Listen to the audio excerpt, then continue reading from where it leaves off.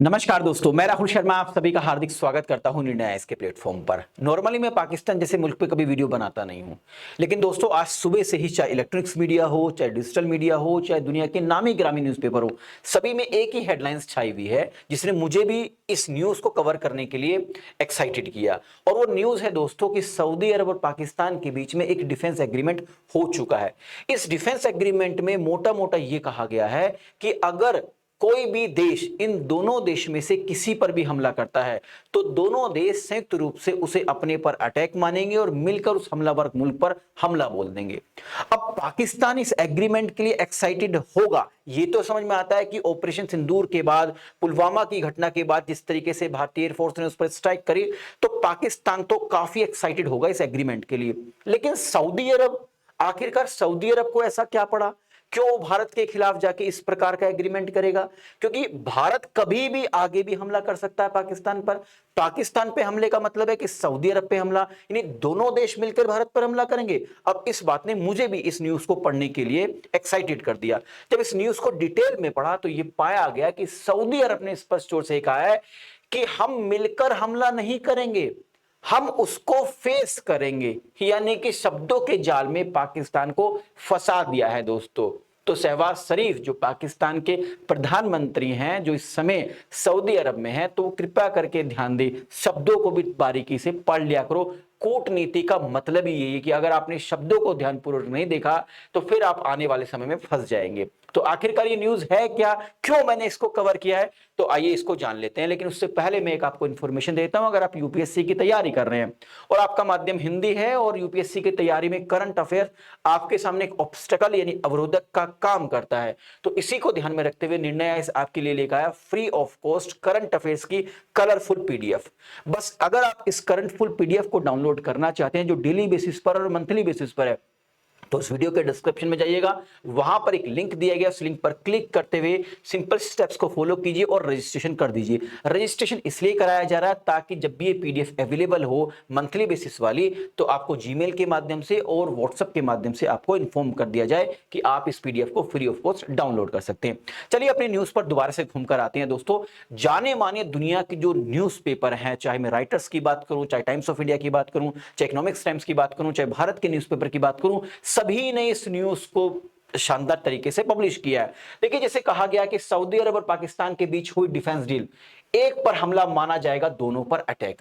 बाकायदा पाकिस्तान का जो प्रधानमंत्री कार्यालय है उसने भी एक्स पर जाकर पोस्ट किया है। उसने कहा है कि किसी भी देश के खिलाफ किसी भी आक्रमण को दोनों देशों के खिलाफ आक्रमण माना जाएगा और मिलकर सऊदी अरब और पाकिस्तान उस देश पर हमला कर देंगे। अब पाकिस्तान एक्साइटेड है, समझ में आता है कि ऑपरेशन सिंदूर के बाद हमारी फौज ने जो खाल उतारी है, तो पाकिस्तान तो ऐसे एग्रीमेंट के लिए बहुत आगे बढ़ चढ़कर हिस्सा लेगा। लेकिन सऊदी अरब यार, भारत से तो बड़े अच्छे संबंध है सऊदी अरब के। लगभग लगभग दोनों देशों के बीच में पिछले 5 साल की अगर बात करें तो 50 बिलियन अमेरिकन डॉलर के आसपास का ट्रेड है। तो ऐसे में भारत को नाराज करेगा क्या सऊदी अरब? तो आइए जानते हैं कि वास्तव में ये है क्या, ये ट्रेड जो जो दोनों देशों के बीच में जो डिफेंस डील हुई है वो है क्या। चलिए देखिए, बाकायदा जब नामी गिरामी जो न्यूज़पेपर है उन्होंने इस न्यूज को पब्लिश किया तो मैंने भी इसको डिटेल में पढ़ने की कोशिश करी और ये पाया कि भाई पाकिस्तान के साथ सऊदी अरब ने शब्दों का खेल कर दिया। देखिए, जो सऊदी अरब के जो ऑफिसर्स हैं आफ्टर दिस एग्रीमेंट, उन्होंने क्या कहा है, उन्होंने कहा कि हमने यह समझौता किसी खास देश, और खास देश में उन्होंने बाकायदा नाम लिया इंडिया एंड इजराइल के खिलाफ या हाल की घटना मतलब ऑपरेशन सिंदूर की वजह से नहीं किया है। मतलब ऑपरेशन सिंदूर का भी जिक्र किया है, इंडिया का भी जिक्र किया है और इजराइल का भी जिक्र किया है। कहा कि इंडिया और इजराइल की वजह से नहीं या फिर ऑपरेशन सिंदूर की वजह से एग्रीमेंट नहीं हुआ। यह एग्रीमेंट इसलिए किया गया है ताकि दोनों देशों के बीच में रक्षा और दोस्ती मजबूत की जा सके। मतलब इस एग्रीमेंट के माध्यम से सऊदी अरब भारत को नाराज बिल्कुल भी कतई भी नहीं करना चाहता। क्यों नहीं करना चाहता, तो आइए उसका भी एक कारण बताता हूं। देखिए, भारत अपनी जरूरत का टोटल रिक्वायरमेंट का लगभग 17 से 18% कच्चा तेल इस समय सऊदी अरब से इंपोर्ट करता है, सऊदी अरब से खरीदता है। पर डे की अगर बात करें तो लगभग लगभग 13 लाख बैरल पर डे कच्चा तेल हम सऊदी अरब से खरीद रहे हैं। आप सभी जानते हैं अगर सऊदी अरब के पास कच्चा तेल ना हो और पवित्र स्थान मक्का मदीना जैसा स्थान ना हो तो भाई साहब इनकी स्थिति भयंकर से भयंकर खराब हो जाएगी। ये बस 3 ही काम करेंगे, बकरी चराएंगे, खजूर खाएंगे और लुंगी पहनेंगे और हाथ में डंडी लेके घूमते रहेंगे। यही करेंगे और इनके पास है ही क्या। आप सभी जानते हैं, इसलिए जो यूएई यूनाइटेड अरब अमीरात है, उसने अपनी इकोनॉमी को टूरिज्म की ओर शिफ्ट कर लिया है। ये आज भी कच्चे तेल पर डिपेंड है। तो ऐसे में भारत से तो ये पंगा मोल लेंगे नहीं, क्योंकि भाई देख रहे हैं लगभग भारत अपनी 17 से 18% जो जो नीड्स हैं वो कच्चा तेल की वो इसी सऊदी अरब से खरीदते हैं। तो भारत को बिल्कुल नाराज नहीं करेगा। इसके बदले में भारत से ये चावल हुआ, दवाइयां हुई, टेक्सटाइल हुआ, ये केमिकल्स को इंपोर्ट करता है, मंगाता है। इसके अलावा जो सऊदी अरब की जो पब्लिक इन्वेस्टमेंट फंड है, जो पीआईएफ है, उसने भारत के रिलायंस जियो, पेट्रोलियम, डिजिटल सेक्टर में काफी बड़ा निवेश किया हुआ है। सऊदी अरब की अगर मैं टोटल पॉपुलेशन की बात करूं तो सऊदी अरब की टोटल पॉपुलेशन लगभग 3.5 करोड़ के आसपास की है, जिसमें से 25 लाख से ज्यादा भारतीय हैं दोस्तों। यानी कि इनकी इकोनॉमी को बूस्ट कराने में भारतीय लगातार वहां पर काम कर रहे हैं। तो मोटा मोटा इन आंकड़ों के माध्यम से आप समझ सकते हैं कि भारत को किसी भी हालत में नाराज करने की सऊदी अरब कोशिश तो करेगा ही नहीं। अब इसके अलावा मैं आपको एक ग्राफ दिखाता हूं कि देखिए पिछले 5 साल में भारत और सऊदी अरब के बीच में जो बायलैटरल ट्रेड हुआ है, कितना एक्सपोर्ट हुआ है, कितना इंपोर्ट हुआ है, ये ग्राफ के माध्यम से देख सकते हैं। 2023-24 तक का आंकड़ा है। तो उसमें यह कहा गया कि मोटा मोटा कि भारत और सऊदी अरब के बीच में लगभग 50 अरब अमेरिकन डॉलर के आसपास का ट्रेड हुआ है, जिसमें हम ज्यादातर जो प्रोडक्ट है भारत इंपोर्ट करता है सऊदी अरब से, क्योंकि पेट्रोल जो क्रूड ऑयल है वो इंपोर्ट करते हैं, तो डेफिनेटली भारत ज्यादा ही इंपोर्ट करेगा, जबकि जो एक्सपोर्ट है वो हमारा कम है। यानी कि सऊदी अरब को इस बायलैटरल ट्रेड से ज्यादा फायदा होता है। ऐसे में भारत को बिल्कुल भी नाराज करने की कोशिश नहीं करेगा सऊदी अरब, क्योंकि अगर भारत को नाराज किया तो भारत रूस से और तेल खरीदने लगेगा, तो इनकी स्थिति और भयंकर, बद से बदतर हो जाएगी। तो मतलब सऊदी अरब कभी नहीं चाहेगा कि भारत नाराज हो। तो ऐसे में जो ये कहा गया है कि अगर दोनों देशों में से किसी पर भी एक पर अटैक होगा तो दोनों देश उस पर मिलकर हमला कर देंगे। यानी अगर भारत ऑपरेशन सिंदूर जैसा कोई अन्य भी ऑपरेशन लॉन्च करता है पाकिस्तान के खिलाफ, तो सऊदी अरब भी क्या भारत में घुसकर हमला करेगा? जी नहीं, ये केवल एक शोर मचाया गया। जब इसको डिटेल में पढ़ा गया तो शब्दों का खेल देखिए।